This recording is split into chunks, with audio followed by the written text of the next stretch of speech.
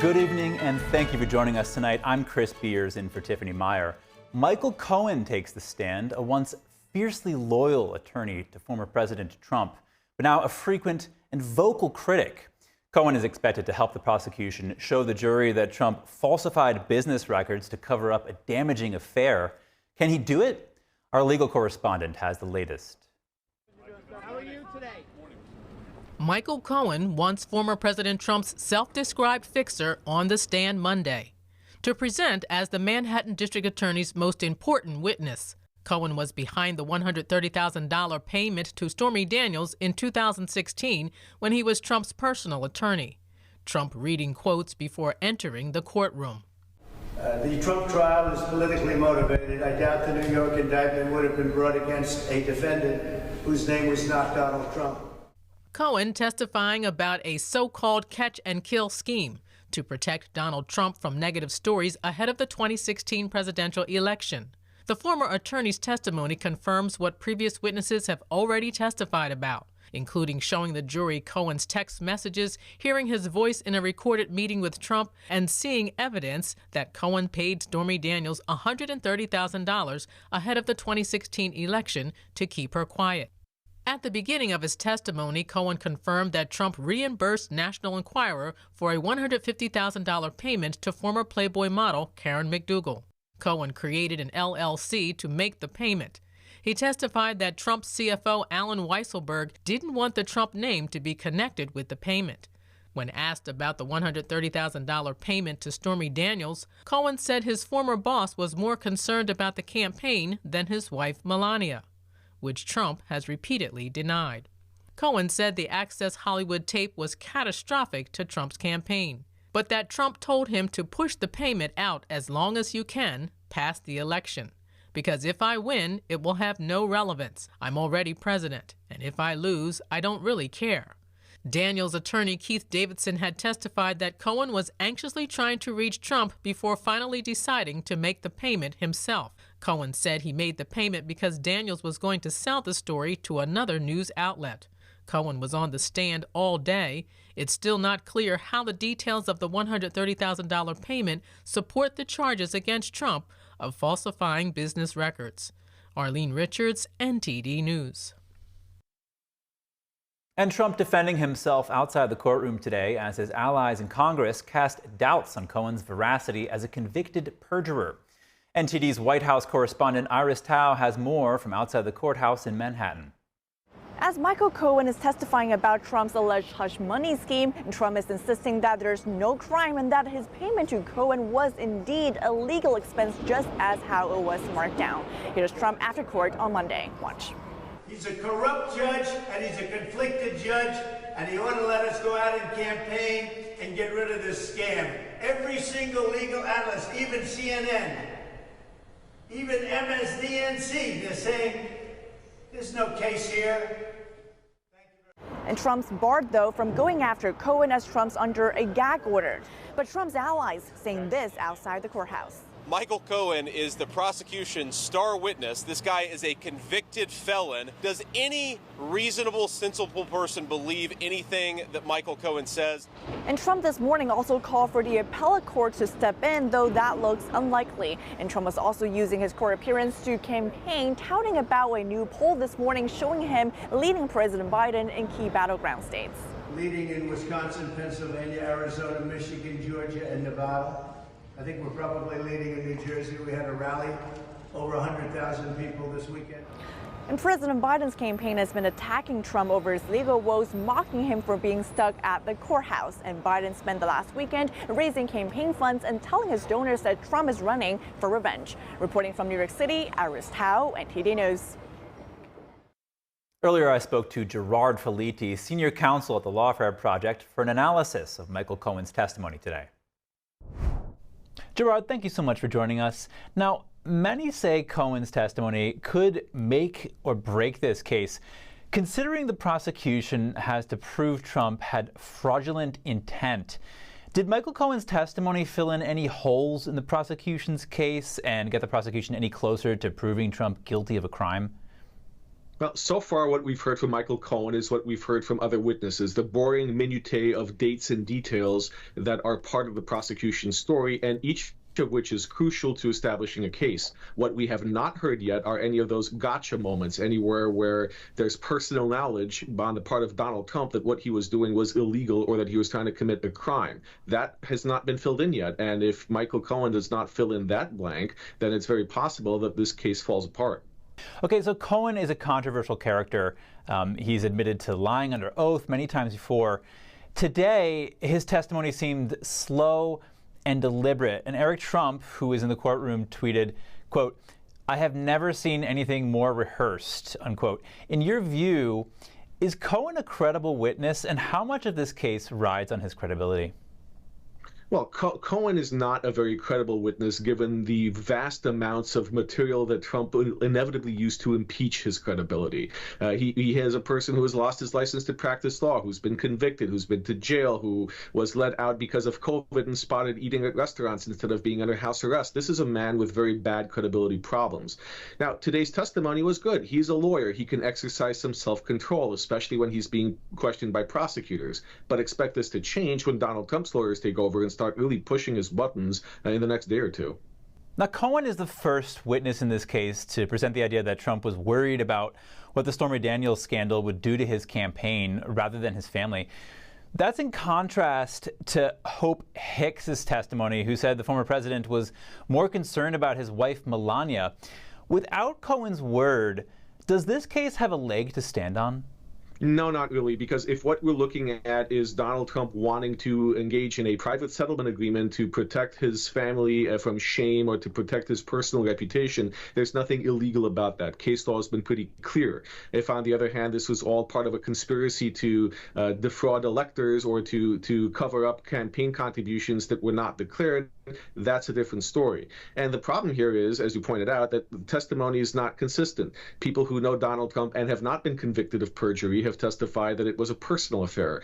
What the prosecution is really looking at Michael Cohen for is corroboration that there was a criminal design, and they're asking a person who is highly flawed as a witness.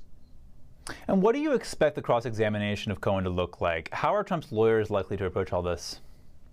Well, I think very methodically, they're going to start with everything that he testified to the last day and probably tomorrow as well, and then confront him with everything that he has been accused of doing and admitted to doing and been convicted of doing. Essentially, it's a very long way of saying, were you lying then or are you lying now? Or given that you have a history as a convicted liar, why should anyone believe you? And a lot of this will also going into why Cohen may have a reason to lie, which was that he was denied an appointment to Trump's cabinet, and that he takes this as a personal grudge and an animus and has a reason to make things up about Donald Trump. And just in closing here, Gerard, I want to ask quickly about former Trump Organization CFO Allen Weisselberg. He's said to be the only one who can corroborate Cohen's version of events. So without him, it's essentially a case of Trump versus Cohen, but there's no word on whether we'll hear from him. Can the prosecution make a strong case without Weisselberg? So far, the prosecution has only really made a circumstantial case. Even with Weisselberg, the biggest question is what Donald Trump knew, what he thought, and what he directed others to do. And even Weisselberg may not have an answer to that, because ultimately what was in Donald Trump's mind, what he communicated with others, it certainly has not come out yet that he had any intent or design to enter into any sort of a crime. So with Weisselberg or without, the prosecution has a shaky case, and they have not met the burden so far to convict. All right, Gerard Felitti, thank you so much for your time. Thank you so much. Turning now to the 2024 presidential election, a new poll finds Trump leading President Biden in 5 out of 6 major swing states. What's driving people to rally behind Trump? NTD's Sam Wong has the details. According to new surveys by the New York Times, Siena College, and the Philadelphia Inquirer, former President Trump is leading President Biden among registered voters in several major battleground states, namely Michigan, Arizona, Nevada, Georgia, and Pennsylvania. Biden won all 5 of these states back in 2020. The only battleground state where he's currently ahead is Wisconsin. Meanwhile, third-party candidate Robert F. Kennedy Jr. scored around 10% in the polls. He drew roughly the same number of voters from both Trump and Biden. The latest survey results suggest a string of factors that seem to be behind Biden's dwindling popularity, including the cost of living, immigration, and his handling of the Israel-Hamas war. Among all issues, the economy stands out as the #1 concern for a quarter of voters. As for former President Trump, the poll shows he wins more than 20% of black voters. This marks a record level of black support for any GOP presidential candidate since the Civil Rights Act of 1964 was signed into law. Outside of party-line topics, most voters appear to be dissatisfied with the current state of the country. Nearly 70% of surveyed participants say America's political and economic system need major overhaul. Some even suggest the systems need to be torn down completely. As Trump's so-called hush money trial continues in Manhattan, the survey suggests it doesn't seem to affect his supporters or his campaign. Sam Wang, NTD News. And just blocks away from Trump's trial, New Jersey Senator Bob Menendez is also in a Manhattan federal court. The Democratic senator is facing bribery charges, including for gold bars and a luxury sports car. Our Washington correspondent Luis Martinez has more on this story. Jury selection for the trial against Senator Bob Menendez from New Jersey began this Monday. The Democratic senator, 3 businessmen, and his wife, Nadine Menendez, are facing an 18-count indictment that includes charges for conspiring to obstruct justice and for conspiring to commit bribery.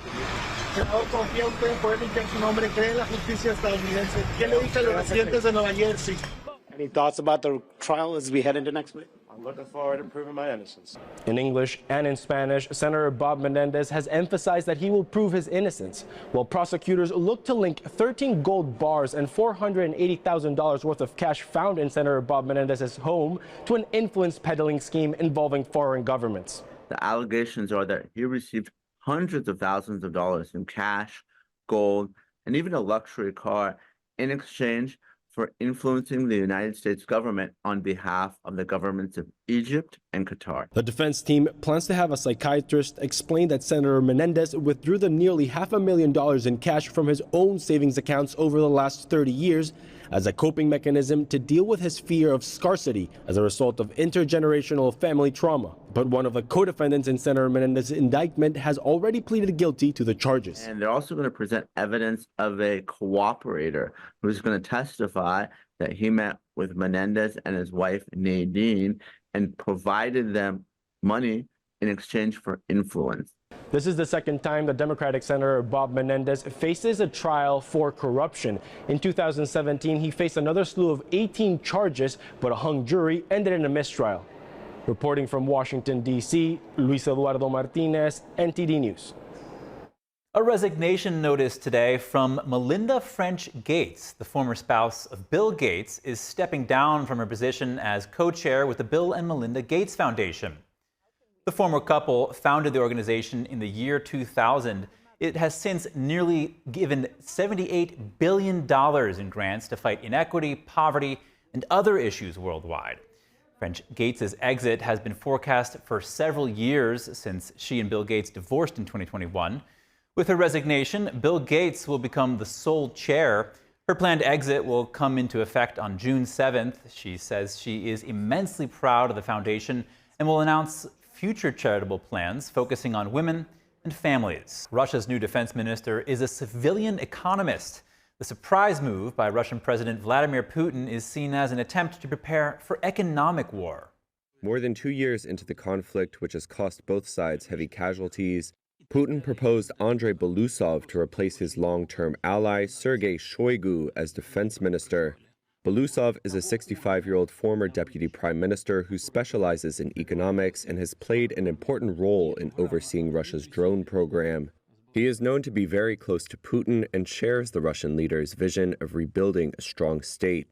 Meanwhile, Putin wants Shoigu to become the secretary of Russia's powerful Security Council.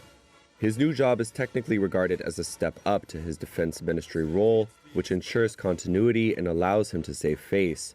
Shoigu was heavily criticized by Russian military bloggers for a series of retreats the Russian military was forced to make in 2022. Kremlin spokesman Dmitry Peskov said the change made sense because Russia was approaching a situation like the Soviet Union in the mid-1980s, when the military and law enforcement authorities accounted for 7.4% of gross domestic product. Peskov said that meant it was vital to ensure such spending was better integrated into the country's overall economy. It was why Putin now wanted a civilian economist in the defense ministry job, Peskov added. Israel's military says it's continuing precise operations in eastern Rafah against the terrorist group Hamas. The United Nations says some 360,000 people have fled the city of Rafah. The crowded southern city had been sheltering over 1 million Palestinians. NTD's Jeremy Sandberg has more on the war in the Gaza Strip. Israeli tanks moved into eastern Jabalia in the northern Gaza Strip on Sunday. The IDF warned residents in the region to evacuate west, saying it was a dangerous combat zone. An IDF spokesman on X said the military would work with great force to stop Hamas from rebuilding its capabilities. Top U.S. officials called their Israeli counterparts, expressing concerns over a potential Israeli offensive in Rafah. The crowded city bordering Egypt is considered Hamas's last stronghold. A State Department readout says Secretary Blinken reaffirmed U.S. opposition to a major military ground operation and underscored an urgent need to protect civilians and aid workers. National Security Advisor Jake Sullivan relayed those same concerns from President Biden. The White House says Sullivan talked about alternative ways to defeat Hamas everywhere in Gaza and set an in-person meeting between U.S. and Israeli officials soon. Outside of Gaza, a rocket directly hit a house in the southern Israeli city of Ashkelon Sunday, and an explosion near the northern border with Lebanon caught on camera indicated an attack from the terrorist group Hezbollah. Meanwhile, Israel was marking its first Memorial Day since October 7th. Israel's Prime Minister Netanyahu pledged to finish the war in Gaza in memory of the 1,200 murdered civilians and vowed to continue fighting until victory in memory of those killed in the war. Keep going until victory, and that's how we will do it. The spirit of the people, with God's help, will continue to lift us up in the fateful challenges that are still ahead of us. The Hamas-run Gaza Health Ministry says Israel's military operations have killed close to 35,000 Palestinians since the start of the conflict. The terrorist-run ministry does not differentiate combatants. Egypt's foreign minister on Sunday said Cairo would continue mediation between Israel and Hamas and called for flexibility in the will to reach a ceasefire deal. Jeremy Sandberg, NTD News. Dozens walked out on Netanyahu's speech, and several hecklers interrupted the speeches of cabinet members. As for the U.S., Blinken has declined to provide a red line that would cause the U.S. to pull away from backing Israel. And anti-Israel protesters have been holding demonstrations and creating disruptions at recent college graduation ceremonies. NTD's Daniel Monahan has more on the latest incidents across the country. In California, police scuffled with a few dozen anti-Israel protesters who tried to block access to Sunday evening's commencement at Pomona College. The liberal arts school moved the event after demonstrators set up an encampment last week on the campus ceremony stage.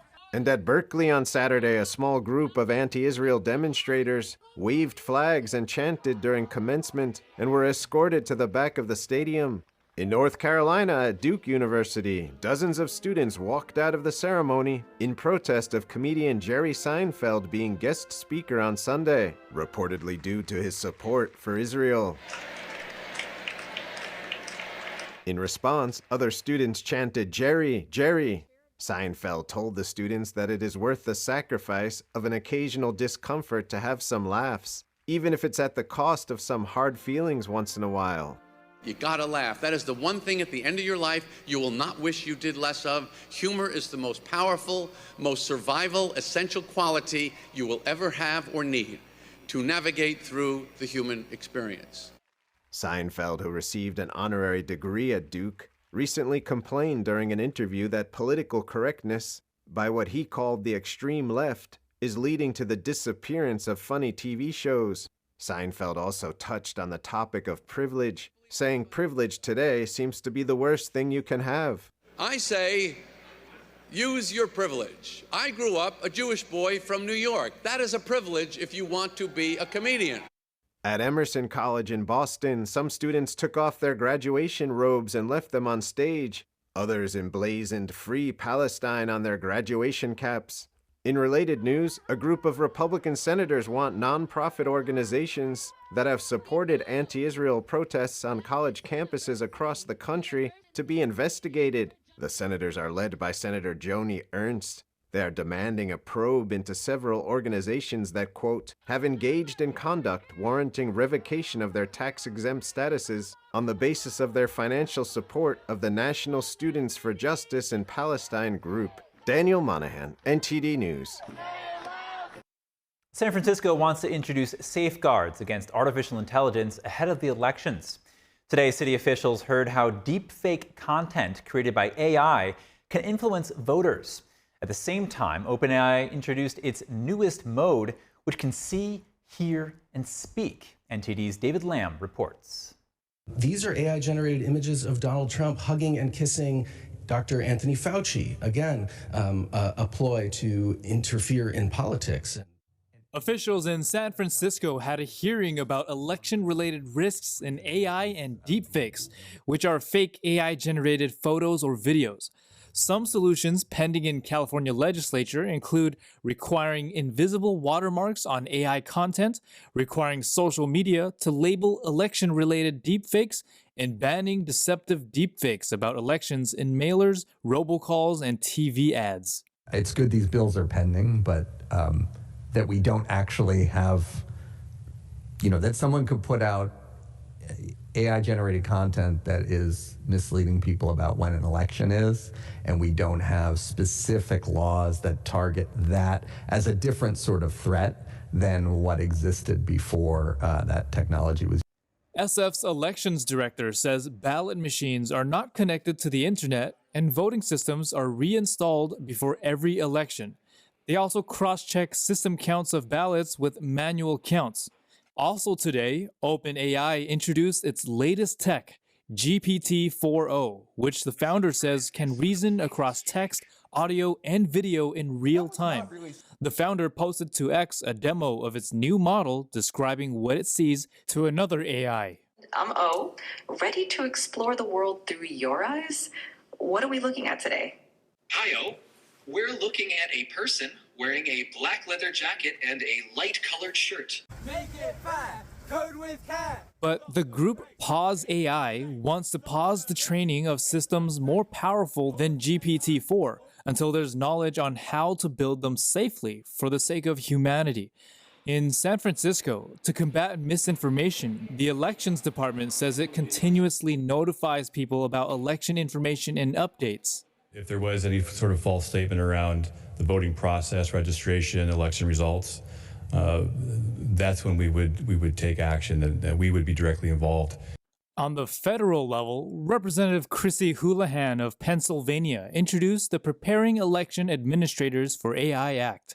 It would require election administrators to create voluntary guidelines on the use and risks of AI. David Lamb, NTD News, California. Celebrations are being held around the world by practitioners of meditation discipline. World Falun Dafa Day is officially observed on May 13th.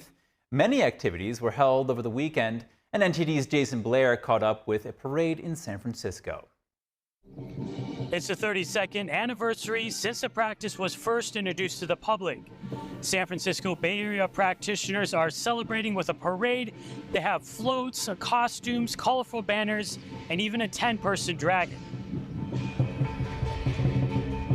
The parade started outside of San Francisco's iconic ferry building. I think it's great. I think these are obviously a lot of people that believe in peace and well-being and what they're doing.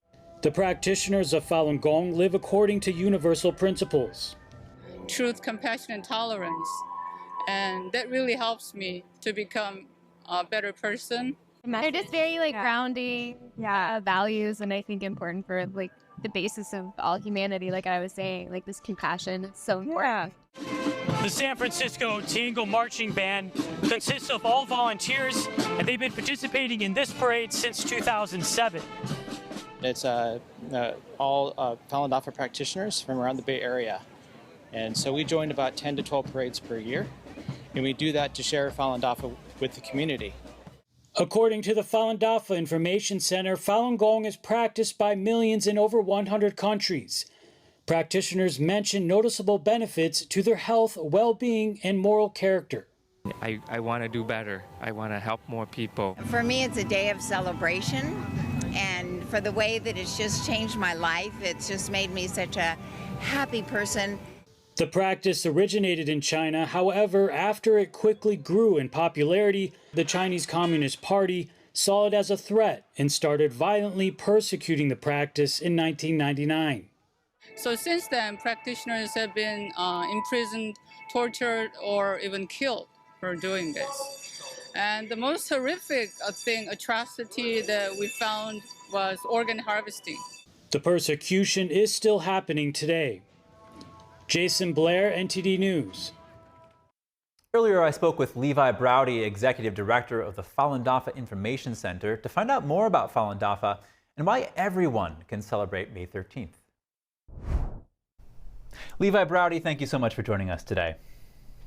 Thank you very much for having me. Good to be here. So tell us, what exactly is World Falun Dafa Day? Well, it's the day we celebrate the Buddhist-based spiritual practice called Falun Gong, also called Falun Dafa, primarily in China. And this is a spiritual practice that's centered on the principles of truthfulness, compassion, and forbearance. And it's a practice that's done by people in over 100 countries around the world. So this is the day, May 13th, we get together and really celebrate this practice in our lives. So when and why did World Falun Dafa Day start?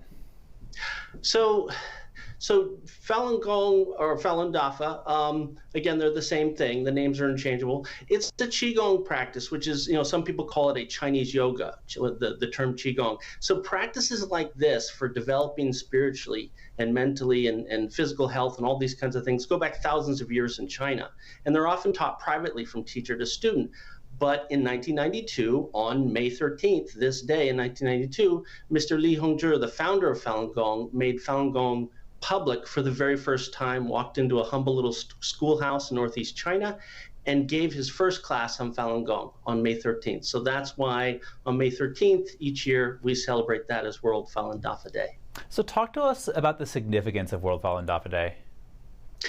Well, I think from two angles. One, it's significant, obviously, for those of us who practice. I mean, this is a very important day, almost a sacred day for us, because it allows us to celebrate a spiritual practice that's not only brought tremendous health, peace of mind, but really a spiritual path that allows us to transcend self, to try and put others first, and really reconnect with the divine, reaching back to some very traditional ancient principles that really resonates deep within our hearts.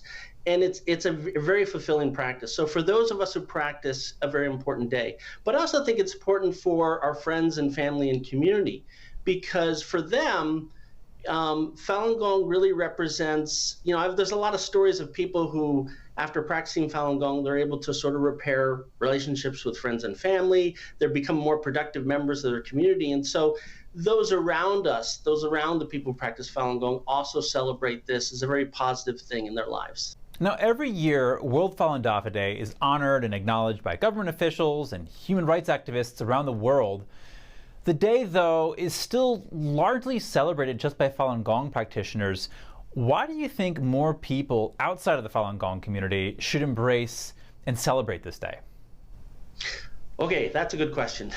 I think there are two reasons. One is Falun Gong's teachings of truthfulness, compassion, and forbearance really are universal, and it's something that pretty much everybody can appreciate in terms of the level of kindness and positivity that Falun Gong brings to those who practice and also to their communities, as I mentioned earlier. And there are a lot of people who recognize that. So, for example, the former Attorney General in Canada, Irwin Cotler, called Falun Gong the very best of Chinese culture and values. And I know, like Lord Avery, who was formerly with the House of Lords in the UK, talked about Falun Gong, how it represents the highest moral standards or standards of high moral behavior. So I think for that reason, pretty much everybody can recognize the kindness and positivity that Falun Gong brings. But I think there's another very important reason, and that is by celebrating this day with Falun Gong, you're essentially explicitly calling out the Chinese regime on their lies. And what I mean by that is that for the last 25 years, the Chinese Communist Party has been trying to eradicate Falun Gong in a very violent and brutal way for 25 years. And part of that campaign has been to vilify Falun Gong, to try and dehumanize Falun Gong on the world stage. So by stepping up on this day and celebrating Falun Gong with Falun Gong practitioners, you're essentially saying you're going to refute, you're not going to allow the CCP's propaganda tactics to work on the international stage. And I think that's very important. And there have been people who've been doing that over the years. So for example, the former U.S. Ambassador Mark Palmer has called Falun Gong the single greatest spiritual movement in Asia today. There's nothing that begins to compare with it in courage and importance. So when people do that, I think it sends a very clear message to the CCP. Your lies do not work on us. Now, Levi, as you mentioned, the Chinese Communist Party has been persecuting Falun Gong for 25 years, a quarter of a century. Yet both inside and outside of China, the practice has endured and is even flourishing, as seen by the parade we covered in New York City last Friday. What does the endurance of Falun Gong, in the face of one of the worst persecutions in history, mean for humanity and for freedom of belief? I think this is the David and Goliath story of our time. And it certainly transcends Falun Gong. I mean, if you look back over the last 70 plus years that the Chinese Communist Party has been in power, every 10 years or so, they launch a horrific violent campaign to try and stamp out this group or that group. And in every case, it pretty much has worked. And many groups don't even last for a few days. But if you look back over the last 25 years, Falun Gong has not only endured, it has thrived. So inside China, you still have tens of millions of people who practice Falun Gong, and many people are starting up now, even though it's being horrifically persecuted there. And outside China, you have Falun Gong practiced in over 100 countries around the world. So I think it's safe to say the endurance of Falun Gong is precisely the endurance of traditional virtues like compassion, resilience, and faith over tyranny. And I think that's why it's very important. All right, Levi Browdy, thank you so much. Thank you very much for having me. Sued again. Uber and Lyft once again in court. This time, Massachusetts wants their drivers classified as employees. NTD's Dave Martin has more. Uber and Lyft sued again. Massachusetts Attorney General Andrea Joy Campbell says their drivers should be classified as employees instead of independent contractors. The potential impact of this case is big.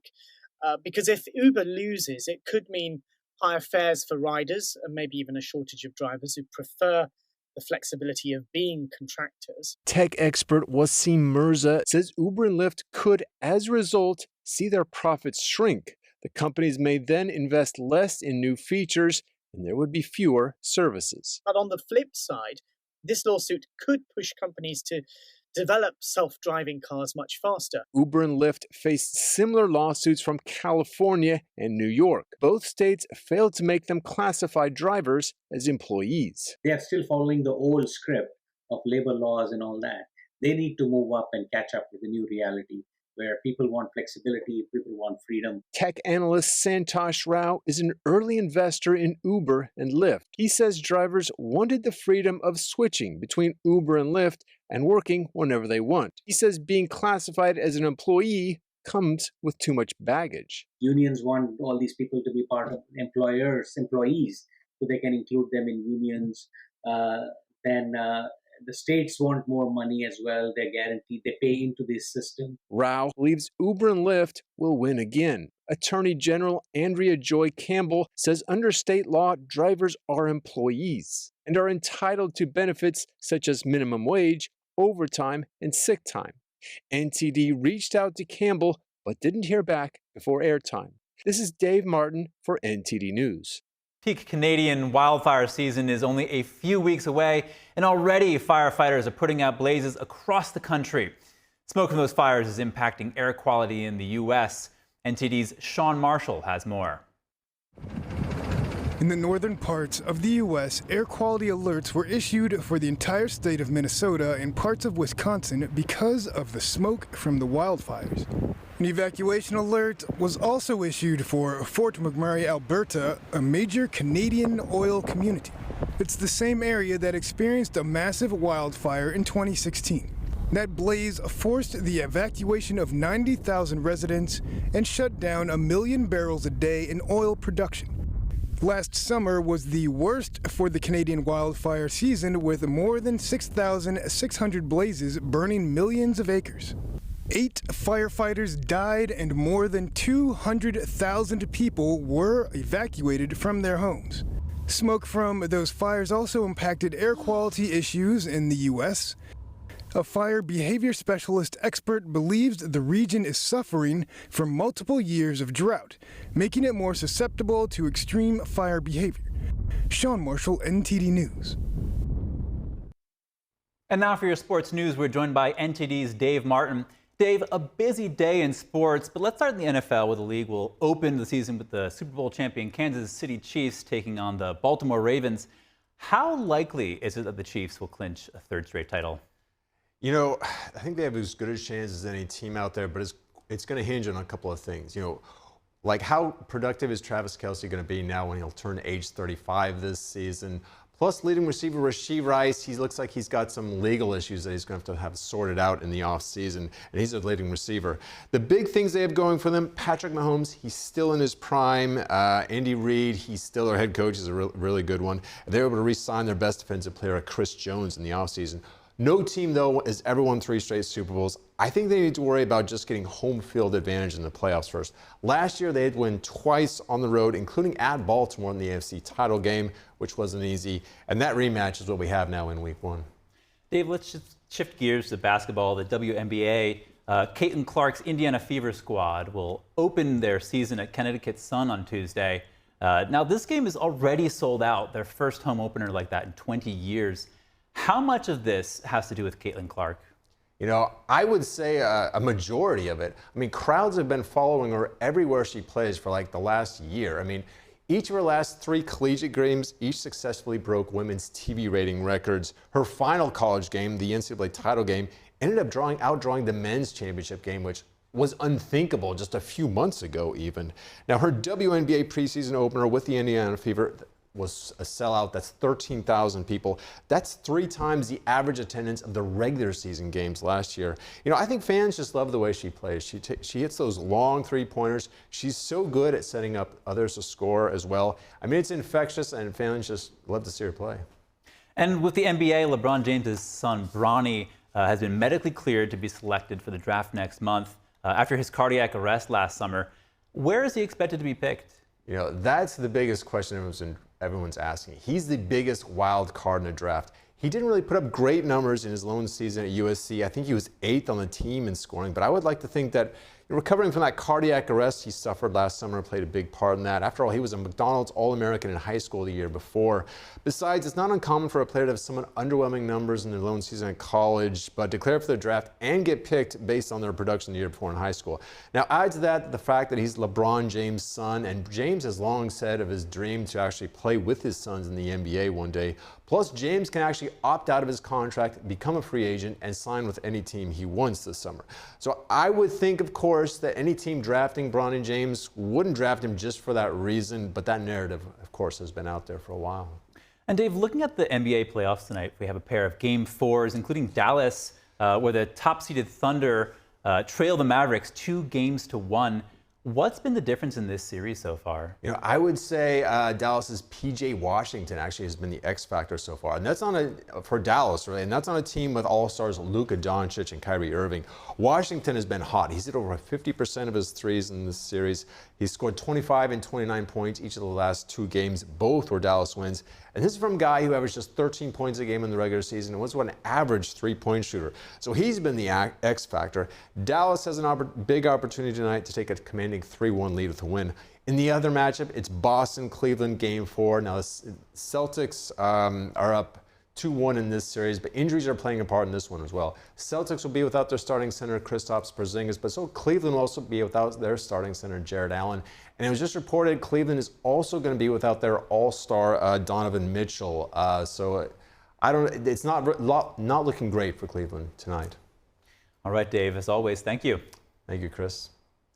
Touring 150 cities over 5 continents with sold-out shows across the globe, classical Chinese dance company Shen Performing Arts closed out their 2024 season over the weekend with a bang. Theatergoers found the performance educational and refreshing to see China before communism. Let's hear what some audience members had to say. What I really like the most is that we were able to see through the veil of communism to the beauty that is China. And that was really, really refreshing. What I saw was love, peace, and hope. and a future of man, maybe inspiring America not to go down those steps. The performance is intoxicating. It's amazing. The colors of the show are perfect for me. If you are there, you can feel the excitement. It's like a dream. I think it is amazing.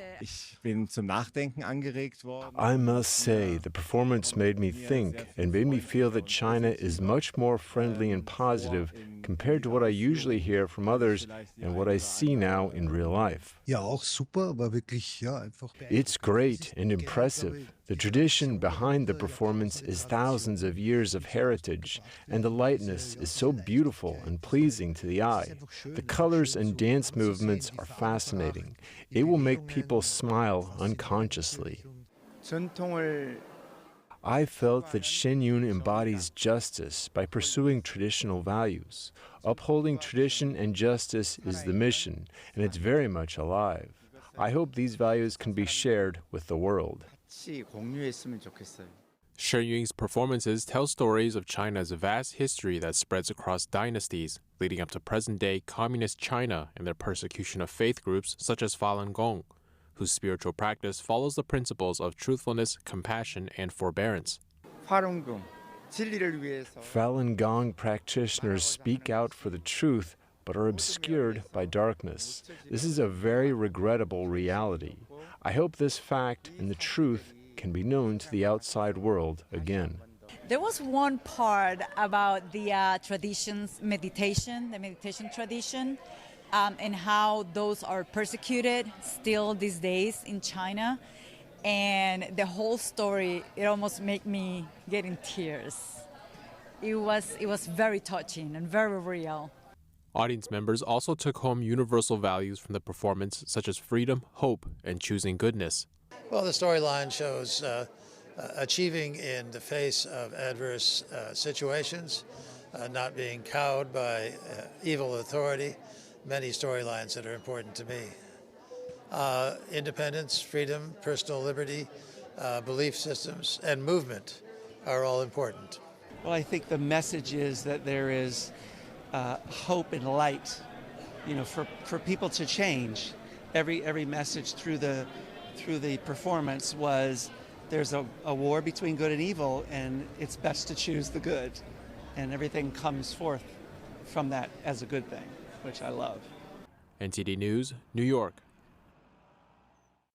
And that's all for today's news. For round-the-clock coverage, visit us at ntd.com or download our NTD app. Thanks for tuning in. I'm Chris Beers. Tiffany will be back tomorrow. Good night.